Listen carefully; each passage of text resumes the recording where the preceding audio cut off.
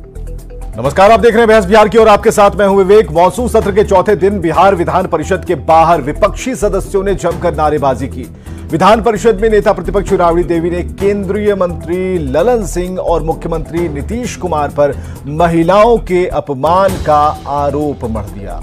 विपक्ष के आरोप पर जेडीयू नेताओं ने कहा कि मुख्यमंत्री नीतीश कुमार महिलाओं का सम्मान करते हैं, ये किसी से छिपा नहीं है, इसलिए आरजेडी बेवजह राजनीति ना करे।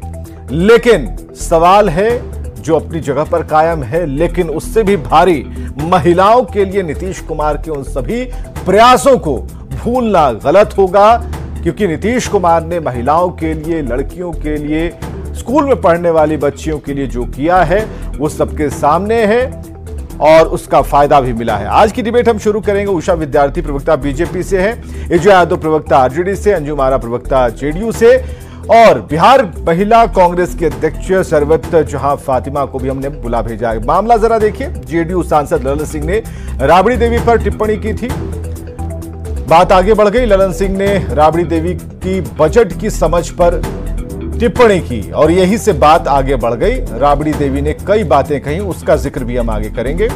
नीतीश कुमार के बाद आरजेडी के निशाने पर अब ललन सिंह है। नीतीश कुमार ने जो सदन में जिस तरीके से आरजेडी विधायक को लेकर जैसे संबोधित किया, वो जो तरीका था, उनके बोलने के तरीके पर आरजेडी ने बवाल मचा दिया। राबड़ी देवी ने सीएम और ललन सिंह से माफी मांगने को कहा है। चलिए, महिलाओं की पूरी टीम को बुलाना जरूरी था और इस 3 विंडो में एक अकेला पुरुष मैं हूं और इसके बाद जो सवाल और जवाब होंगे वो आपस में होंगे, क्योंकि किसी व्यक्ति विशेष को ये पॉजिटिव लग सकता है, किसी को नेगेटिव लग सकता है, लेकिन आज हम कोशिश करेंगे कि बीच की धारा पर जरा बात करें, उन तौर तरीकों पर भी बात हो जो सदन में अपनाए जाने चाहिए। अब जब सवाल खड़े हो रहे हैं तो एक गार्जियन के नाते, एक सबसे सीनियर नेता होने के नाते क्या उन बातों को झेप जाना चाहिए?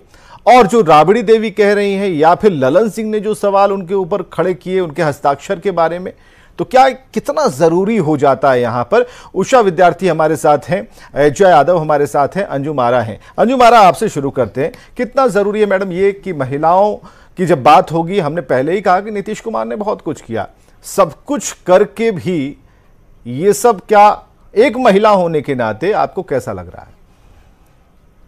देखिए विवेक जी, सारी बातों की जो आपने चर्चा की, तो आपकी चर्चा का केंद्र बिंदु यही है कि जो माननीय मुख्यमंत्री नीतीश कुमार जी ने कल सदन में जो हुआ उसको लेकर के, तो थोड़ी सी मैं एक बात कह दूं कि देखिए, कल सदन चल रहा था बिहार में, बहुत महत्वपूर्ण सदन चल रहा था, विधेयक पास हुए और माननीय मुख्यमंत्री जी किस विषय पे बोल रहे थे, आरक्षण के विषय पे बोल रहे थे, वो बताना चाह रहे थे सदन को।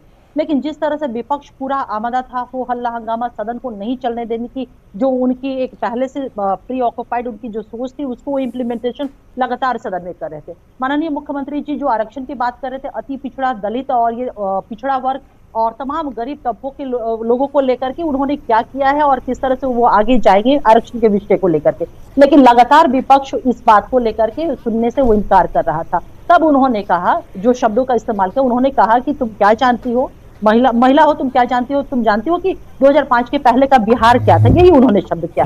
अब एक चीज ये बताइए कि जवाबदेही, चाहे सत्ता पक्ष हो चाहे विपक्ष हो, जवाबदेही होती है कि जो सत्र चल रहा है उस सत्र में महत्वपूर्ण विषय जो जनता के मुद्दे हैं उन मुद्दों पर विमर्श हो और वही एजेंडा भी होता है। ठीक है, कहने का मतलब ये कि आप, ये नीतीश कुमार के कहने का मतलब ये था कि आप महिला हैं और महिलाओं के लिए जो हमने किया, हमारी सरकार ने किया, क्या आपको महिला होकर भी पता नहीं है? ये ठीक है, हाँ ठीक है, आप ऐसा कह रहे हैं। एक क्वेश्चन मार्क था उनका कि क्यों आपको नहीं पता है कि हमने क्या किया है, हम ही ने तो किया है। और वाकई में नीतीश कुमार जी ने महिला सशक्तिकरण की अगर बात करें विवेक जी, तो थोड़ा सा मैं याद दिला दूं कि देश की महामहिम राष्ट्रपति, पूर्व राष्ट्रपति महोदय श्रीमती प्रतिमा देवी सिंह पाटिल जी ने कहा था कि नीतीश कुमार जी ने महिला सशक्तिकरण की दिशा में एक लंबी लकीर खींची। और एक और बात विवेक जी, नीतीश कुमार जी की 2005 से लेकर के टिल टुडे जो उनके लीडरशिप को मैंडेट मिलता रहा, इसमें कहीं कहने की गुरेज नहीं है कि वहां पे महिलाओं का बहुत बहुत बहुत बड़ा योगदान रहा है नीतीश कुमार जी के लीडरशिप को। तो देखिए, हमारा यह स्पष्ट कहना है कि सारा मामला था सदन को चलने देने के लिए, लेकिन विपक्ष जिस तरह से हमें रोड़ा बन रहा था, रुकावट पैदा करता। और सबसे बड़ी बात एक चीज और विवेक जी, मैं ये कहना चाहूंगी कि देखिए, नेता प्रतिपक्ष जनता ने उन्हें मैंडेट दिया है, जनादेश दिया है नेता प्रतिपक्ष का। बहुत ही महत्वपूर्ण कुर्सी होती है विवेक जी, संवैधानिक कर्तव्य उनके क्या उनको एहसास नहीं है, और नेता प्रतिपक्ष सदन से लापता। और ये कोई पहली बार नहीं, इसके पहले भी उनकी ये चीज रहे हैं। वो तो कह रहे हैं कि हम दिल में रहते हैं। हाँ, जनादेश दिल में रहने को मिलता है, सदन में जाकर के जनता के मुद्दों पे विवश बताइए। नहीं, कितना बड़ा मजाक वो कह रहे, लग रहा है कि भावनाओं से सदन चलता है, भावनाओं से देश चलता है। और एक चीज और विवेक जी, 10 सेकंड। माननीय मुख्यमंत्री नीतीश कुमार जी की जो महिला के सम्मान में जो उनके अधिकार है, जेंडर इक्वालिटी है, उसको इंश्योर और कंफर्म नीतीश कुमार जी ने किया। मैं पूछना चाहती हूँ विवेक जी, आप ही बताइए कि बिहार का वो कोई भी ऐसा घर बचा है जहां पे माननीय मुख्यमंत्री नीतीश कुमार जी की सामाजिक, शैक्षणिक, आर्थिक या राजनीतिक तौर पे महिलाओं को अपलिफ्ट करने के लिए उनकी योजनाओं का लाभ नहीं मिला है, वो आगे नहीं बढ़ी है। बिहार ने तो सशक्तिकरण की दिशा में एक लंबी लकीर खींची, साथ ही साथ। ठीक है, आपके दोनों सवाल को लेकर आगे बढ़ते हैं। एक बार फिर से अंजू महाराज जी, बिल्कुल आप एकदम निश्चिंत होकर बैठिए। आप ही लोग का दिन है, आप ही लोग का टॉपिक है, आप ही लोग से जुड़ी बातें हैं, इसलिए ज्यादा टोका टोकी नहीं करूंगा। लेकिन अजय यादव के पास चलते हैं।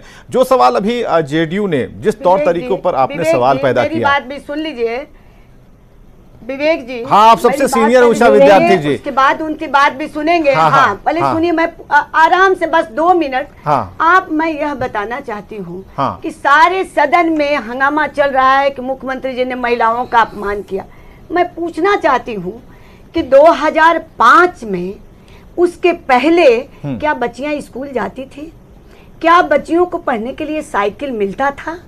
क्या स्कूल के भवन थे? क्या अस्पताल में दवाइयाँ मिलती थी? क्या आशा की बहनों की बहाली थी? क्या ममता की बहनों की बहाली थी? क्या पंचायतों में महिलाओं को 50% आरक्षण था, जिसमें महिलाएं सर उठाकर घर और बाहर भी काम कर रही हैं? आप कौन सी ऐसी संस्था है जिसमें महिलाओं को बस में रिजर्वेशन, ट्रेन के डब्बों में रिजर्वेशन, ट्रेन में चलने, बस में चलने के लिए मुफ्त सेवा, आरक्षण, सर्विस में 35% आरक्षण, जहां कहीं भी महिलाओं का राज, और अगर सही में पूछिए कि सशक्तिकरण अगर हुआ है तो नीतीश कुमार जी के राज में हुआ है। अगर उन्होंने सदन में प्रेम बस, आप सबको, उनकी बच्चे के उम्र के सब हैं, अगर उन्होंने कह दिया कि भाई आप दूसरे विषय चल रहा है, आप बैठो, आप जरा नहीं समझ रही हो, बैठो, काम की बातें हम करने वाले, ये कौन सा अपमान की बात हो गया? राबड़ी, आप वो जो विरोध कर रहे हैं, राबड़ी देवी को लेकर, बजट पर समझदारी को लेकर जो ललन सिंह ने कहा, उसे आप किस ग्रेड में रखना चाहेंगे? नहीं, पहले तो आप सुनिए ना कि जो नेता प्रतिपक्ष हैं, उन्होंने महिलाओं का किसको सम्मान किया?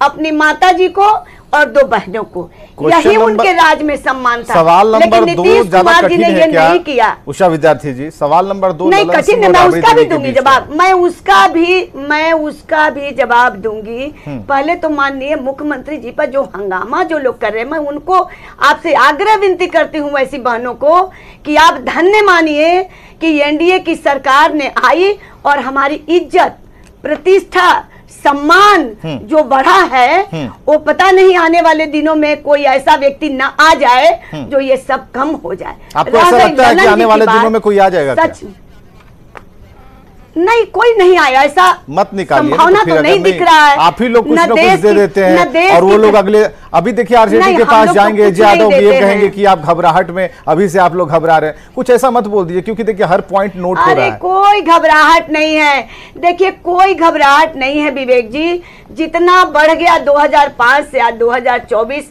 नरेंद्र मोदी जी के केंद्र में सरकार और यहाँ नीतीश जी की सरकार। अब किसी की आई, यूपीए की भी सरकार आई थी, यहाँ भी राजद की सरकार रही थी। बच्चियां अकेले निकलते नहीं थे, हम लोग नहीं निकलते 9 बजे के बाद। ठीक है, 1 मिनट उषा जी, 1 मिनट। जो बच्चे हैं वो नहीं समझ रहे हैं। ठीक है, ललन जी अजय यादव प्रवक्ता आरजेडी से है, जेडीयू और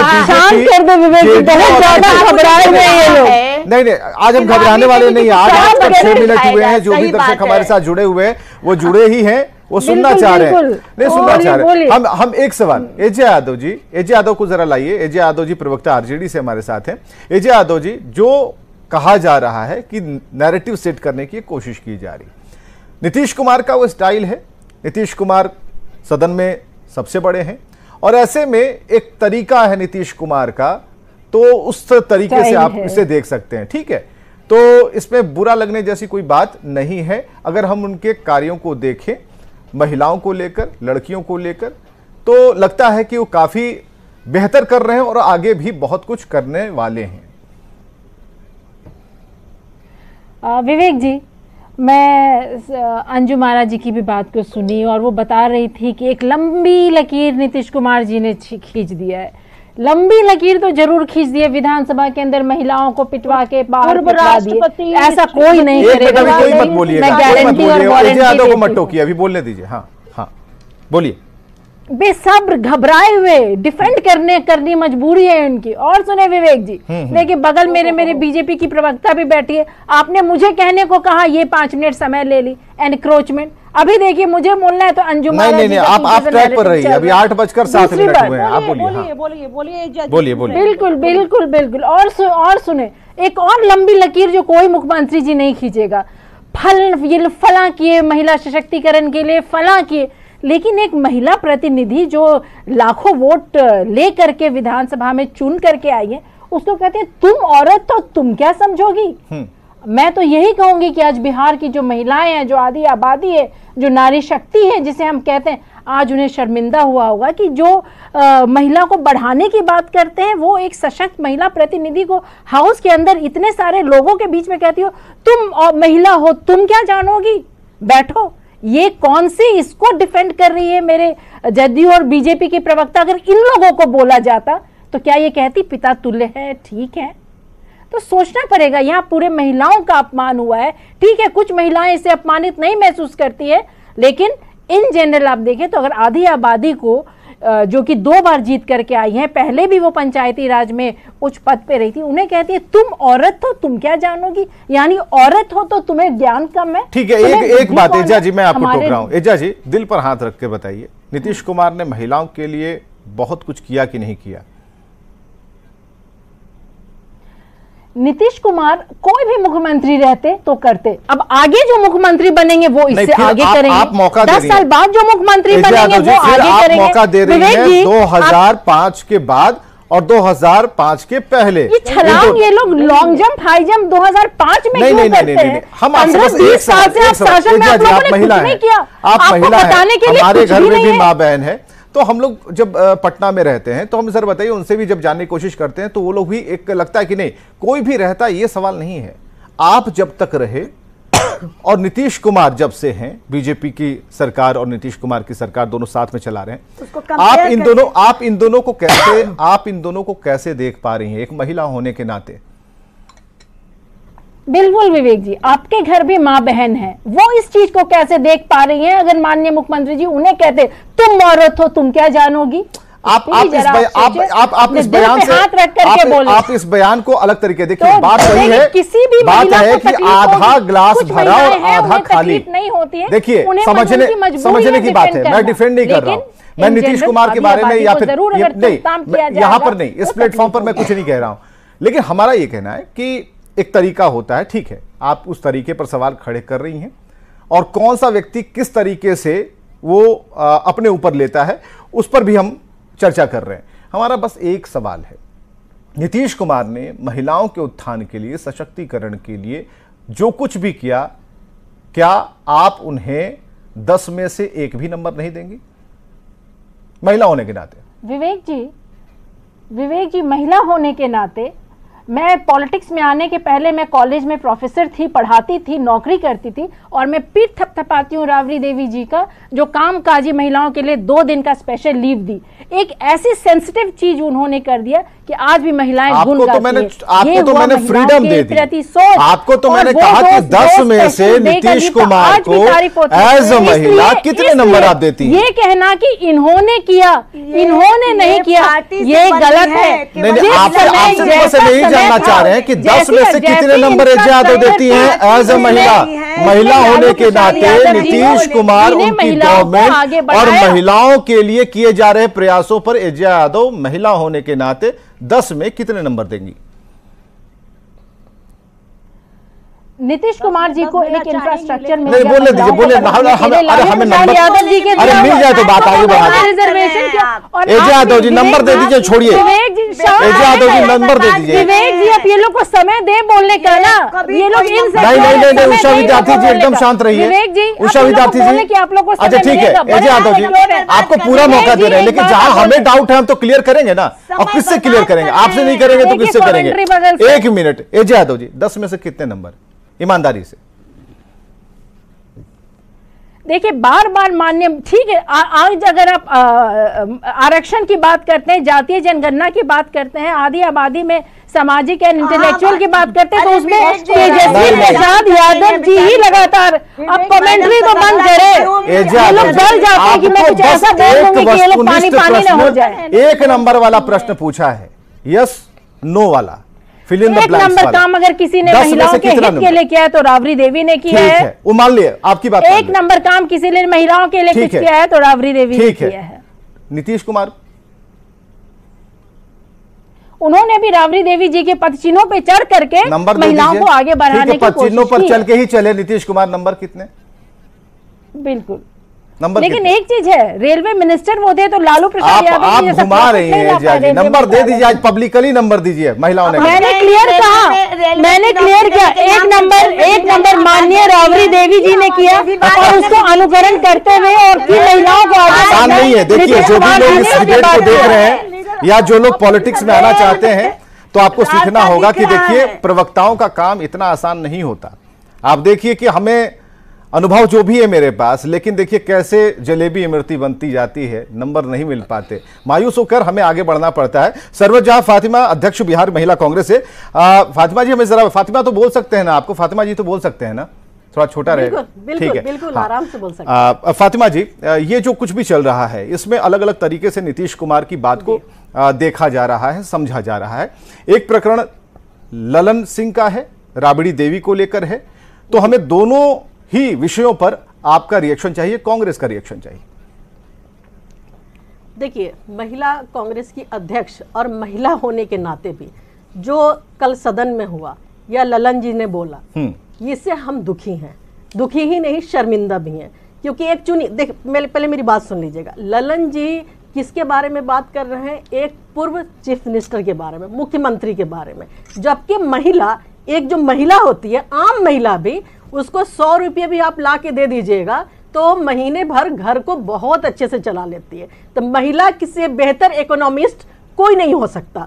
आपके भी घर में माँ बहन होंगी, आप भी कमा करके अपने घर में ही किसी महिला को देते होइएगा पैसा, और वही महीना चलाती होंगी, घर चलाती होंगी हर तरह से, चाहे वो स्कूल का फीस हो, चाहे वो घर का खाना हो या डॉक्टर की फीस हो, जो भी हो, वो उसी पैसे में मैनेज करती हैं। तो उनके बारे में, एक महिला के बारे में और एक पूर्व मुख्यमंत्री के बारे में, कि वो क्या जाने इसके बारे में, बजट के बारे में, ये ठीक बात नहीं था। ये एक संसदीय भाषा नहीं था, ये एक ललन जी के मुंह से अच्छा नहीं लगा। ये बिहार की महिला शर्मसार हुई, आम महिला भी, जो राजनीति से इतर है वो भी। अब आइए मुख्यमंत्री जी पे। मुख्यमंत्री जी ने क्या कहा कि आप महिला हो, आप क्या जानोगे, हम काम की बात कर रहे हैं। मुख्यमंत्री जी भी एक किसी महिला के ही बेटा है ना, उनकी भी माँ महिला ही होंगी ना, उनकी भी वाइफ होंगी, उनकी भी बहनें होंगी, वो भी महिला होंगी। तो क्या उनमें उतनी अकल, उतनी समझ नहीं है कि वो दुनियादारी या घरदारी या फिर समाज के बारे में अपना ये जो अपनी बात है वो रख सके? ऐसा तो नहीं है ना। महिला बहुत समझदार होती है और एक महिला के गोद में ही पल करके एक खूबसूरत समाज बनता है। तो महिला की इज्जत करना, पहले सबसे पहले महिला की इज्जत करना सीखनी चाहिए, तब आप महिला को सहूलत दीजिएगा। ठीक है, यहाँ बार-बार ये जो सवाल आरजेडी से हमने किया था, फातिमा जी एक सवाल हम आपसे करना चाह रहे हैं। ठीक है, ललन सिंह की बात को आपने कोट किया। ललन सिंह एक मिनट, फातिमा जी एक मिनट आराम से धैर्य से सुनिए ना, कुछ सवाल देखिए, आज अगर रह जाएगा ना, अगर वो सवाल अगर हमारे यहाँ, अगर मेरे दिमाग में रह जाएगा, पता चला किसी दूसरे डिबेट में मेरे मुंह से निकल गया, इसलिए आज वाली चीज आज ही खत्म करेंगे। फातिमा जी, नीतीश कुमार की जहां तक बात है, उनके स्टाइल की बात है, उनकी परफॉर्मेंस की बात है, या फिर महिलाओं के लिए जो भी प्रयास उन्होंने किए, उन बातों की हम बात अगर कर रहे हैं, तो एक लंबी चौड़ी फहरिस्त है। क्या आप इसे मान रही हैं? क्योंकि ठीक है, आप लोग भी नीतीश कुमार के साथ सरकार चला चुके हैं, अनुभव है आप लोगों को। हमें जरा बताइए, आपको लगता है कि नीतीश कुमार महिलाओं के प्रति एक बेहतर सोच रखते हैं? नहीं, देखिए, नीतीश कुमार जी इसमें कहीं कोई दो राय नहीं है कि उन्होंने महिलाओं के लिए काम किया, हम इसे इनकार नहीं करेंगे। हर सरकार पुरुष और महिला दोनों के लिए काम करती है, चाहे जो कोई भी सरकार हो, चाहे राबड़ी देवी की सरकार हो या अभी मुख्यमंत्री नीतीश कुमार जी की सरकार हो, आगे आने वाली कोई भी सरकार होगी। बिल्कुल उसी तरह जिस तरह केंद्र में कोई भी सरकार होती है, अगर आपको याद होगा तो सबसे पहले महिला आरक्षण राजीव गांधी जी ने दिया था। लोकल बॉडी में सबसे पहले आरक्षण राजीव गांधी जी ने दिया था, हमारे पूर्व प्रधानमंत्री भारत रत्न। लहजे पर सवाल है ना? एक मिनट, उसके बाद वो आकर के जमीन पर बढ़िया तरीके से उतारे नीतीश कुमार जी, इसे हम बिल्कुल इनकार नहीं करेंगे। लेकिन क्या अगर 2005, अभी उषा जी बोल रही थी कि 2005 से पहले बच्चियां स्कूल नहीं जाती थी, अगर 2005 से पहले बच्चियां स्कूल नहीं जाती तो आज 2 जनरेशन जाहिल घर में बैठा होता। लेकिन नहीं, हमारी बेटियां जमीन से लेके आसमान तक काम कर रही हैं। इसका मतलब 2005 से पहले भी बेटियां स्कूल जाती थीं। चलिए इस बात को यहीं पर अब विराम देते हैं, अब चलिए कंक्लूजन पर आते हैं। बात बिल्कुल एकदम साफ है, समय की कमी है मैडम, समय की कमी है। विवेक जी, राबड़ी देवी के विषय में जो इन्होंने दोनों लोगों ने कहा, जिस समय वो मुख्यमंत्री बनी, पूरे विश्व में बिहार का इतनी बदनामी हुई। नहीं, इस पर नहीं जाएंगे ना। देखिए, अब बिहार की पहली महिला मुख्यमंत्री, इस पर नहीं जाएंगे। नहीं, पहली महिला मुख्यमंत्री, नहीं, देखिए, सम्मान करना था। कल की तारीख में मेरी दादी ही मुख्यमंत्री बन जाती है, तो ऐसा थोड़ी है कि कोई भी पब्लिक इस तरीके से आता नहीं। अब देखिए, मुख्यमंत्री पद की गरिमा होती है, उस पर हमें, उस पर नो कमेंट, नहीं, उस पर नो कमेंट। मुख्यमंत्री प्रधानमंत्री पद की गरिमा होती है, बैठा हुआ व्यक्ति विशेष। एक मिनट विवेक जी, ठीक है, बहुत बहुत शुक्रिया। आज की डिबेट को यहीं पर खत्म करते हैं। लेकिन इतना जरूर है कि जब आप कंपेयर करेंगे, जब आप सोचेंगे, तो कुछ ना कुछ अंतर नजर आएगा। कल की तारीख में नीतीश कुमार नहीं, किसी और की भी अगर सरकार आ जाती है तो ऐसा थोड़ी है कि उस लाइन को बिल्कुल काट देगा। वहां से वो भी एक नई शुरुआत करेगा, एक नई आशा की किरण जगाएगा। बहुत बहुत शुक्रिया आज की डिबेट में शामिल होने के लिए।